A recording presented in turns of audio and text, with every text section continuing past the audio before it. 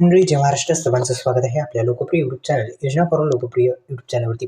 या यूट्यूब चॅनलला आपण जर सबस्क्राईब केलं नसेल तर लवकरात लवकर सबस्क्राईब करून बेल आयकॉनला ऑल प्रेस करायला विसरायचं नाही. कृषी विभागाच्या माध्यमातून महाडीबीटीचे जे अनुदान आहे आता ते येण्यास थोडा उशीर होऊ शकतो, कारण की कृषी विभागाने सरसकट 42 लाख अर्जांची निवड अनुदानासाठी केली आहे. म्हणजे आपण महाडीबीटीसाठी अर्ज करत असतो. आता महाडीबीटी पोर्टलवर गेल्याच्यानंतर तुम्ही सिंचनासाठी जी काही साधने असतात, म्हणजे शेतीसाठी त्यासाठी अर्ज, ट्रॅक्टरसाठी अर्ज, कडबा कुट्टी असेल, आपलं नांगर असेल, जे काही शेती उपयोगी जे अवजार आहेत त्यासाठी आपण अप्लाय करू शकता महाडीबीटीच्या पोर्टलवर जाऊन. म्हणजे वेबसाईटवर जाऊन आपण अर्ज करायचा, नंतर आपल्याला ते अनुदान वगैरे देतात. पण आता अनुदान देण्यास थोडा उशीर होऊ शकतो, कारण की कृषी विभागाने सरसकट 42 लाख अर्जाची निवड अनुदानासाठी केलेली आहे. आता निवडलेल्या अर्जापोटी एकूण 41,823 कोटी रुपये वाटावे लागणार आहेत.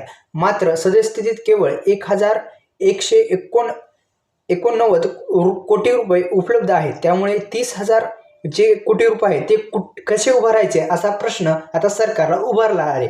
आता बघा, या निधीबाबत वित्त विभागाने कानावर हात ठेवत हा मुद्दा थेट मुख्यमंत्र्याकडे मांडण्याचा सल्ला कृषी विभागाच्या दिलेला सांगितलेला आहे. कृषी आयुक्तालयाच्या सूत्रांनी मात्र वाढीव निधीची आवश्यकता सध्या नसल्याचा दावा केला आहे. म्हणजे एकंदरीत कृषी विभागानं काय केलं तर 42 लाख अर्जाची निवड अनुदानासाठी केली सरसकट. त्यामुळे हा जो निधी आहे तो कमी पडत आहे, आणि हे जो कृषी विभागाच्या माध्यमातून जे काही अर्ज आले त्यासाठी अर्जाची निवड केली आणि ते अनुदान थोडं कमी पडत आहे, त्यासाठी जे उशीर होत आहे. आता थोडाफार हे निधी आल्याच्या नंतरच हे महाडीबीटीचे जे अनुदान आहे शेतकऱ्यांच्या खात्यावरती येईल. तोपर्यंत आपल्या यूट्यूब चॅनलला सबस्क्राईब करून बेल आयकॉनला ऑल प्रेस करायला विसरू नका. धन्यवाद.